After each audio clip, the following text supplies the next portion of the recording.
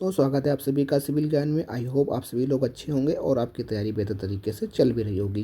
तो आज की हमारी जो क्लास रहने वाली है दोस्तों, जिला दर्शन जो हमारी ये सीरीज चल रही है, इसके अंदर आज हम जो जिला पढ़ेंगे वो हम लोग पढ़ेंगे सहारनपुर के बाद मुजफ्फरनगर जनपद पे हम लोग पहुँच चुके हैं।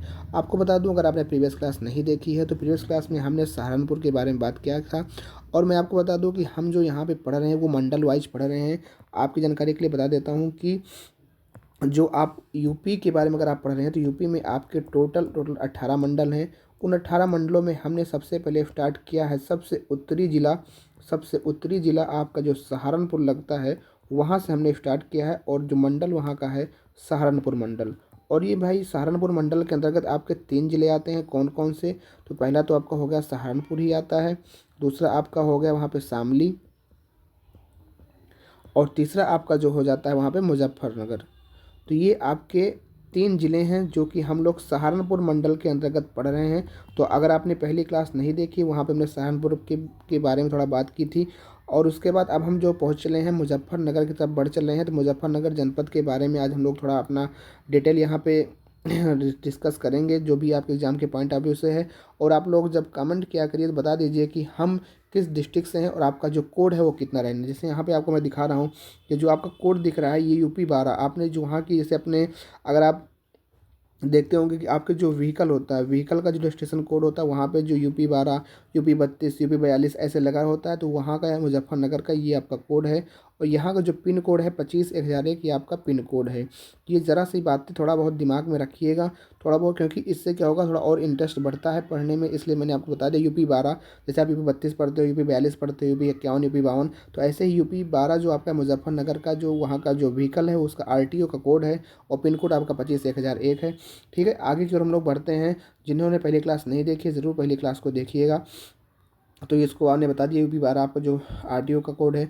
और यहाँ का जो इंडियन पोस्ट ऑफिस का जो कोड है आपका मुजफ्फरनगर डिस्ट्रिक्ट का, वो 25/1001 है।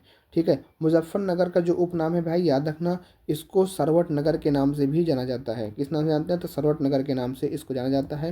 ये भी आपको ध्यान रखना है। आगे बढ़ते हैं। इसका जो जिला मुख्यालय है मुजफ्फरनगर ही है।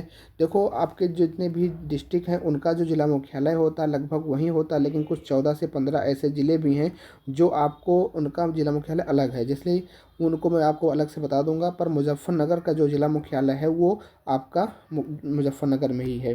जनसंख्या जो सेंसस आपका 2011 के आधार पर यहाँ की जनसंख्या जो थी 28,29,860 यहाँ की पॉपुलेशन थी।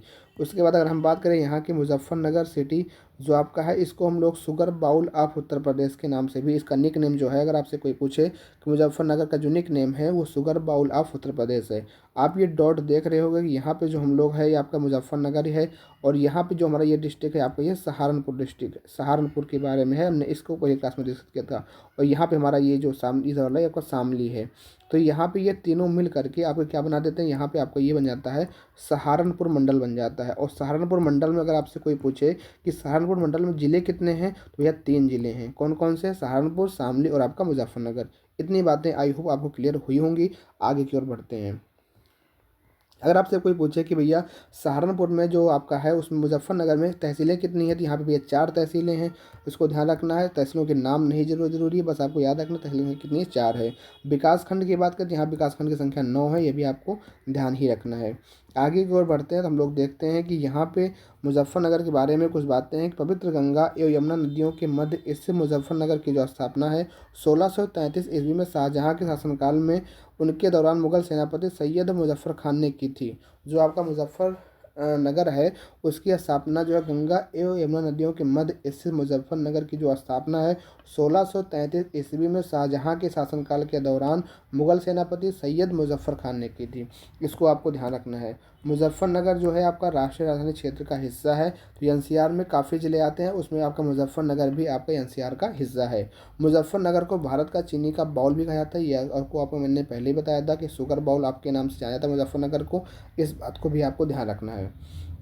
आगे की ओर बढ़ते हैं। आगे और कुछ पॉइंट है, उससे पहले आपको बता देता हूँ, अगर आप ड्राफ्टमैन या यूपी जेई की तैयारी कर रहे हैं, अगर आप यूपी जेई या फिर अगर आप ड्राफ्टमैन की तैयारी के लिए हमारी क्लास देख रहे हैं, तो आपको हमारे टेलीग्राम पर्सनल चैनल में ज्वाइन होना पड़ेगा। वहाँ पे क्या आपको सुविधा मिलेगी कि जो आप ये क्लासेस देख रहे हैं उस क्लासेस की वहाँ पे हस्तलिखित पीडीएफ टेक्स्ट फॉर्मेट में आपको मिल जाएगी, वो मिल सकता है। और क्विज आपको ढेरों मिल सकती है, जो कि सारा का सारा फ्री ऑफ कॉस्ट रहने वाला है, वहाँ पे कोई आपको पेड नहीं देना है। तो ज्ञान ड्राफ्टमैन 786 आपका हमारा चैनल है, यहाँ पे यूपी जेई और ड्राफ्टमैन संबंधित क्लासेस आपका क्विज वगैरह होती हैं, आप इसको ज्वाइन कर सकते हो। आप इसका स्क्रीनशॉट ले लीजिए, उससे ज्वाइन कर सकते हो, या फिर आप सर्च करके भी ज्वाइन कर सकते हो।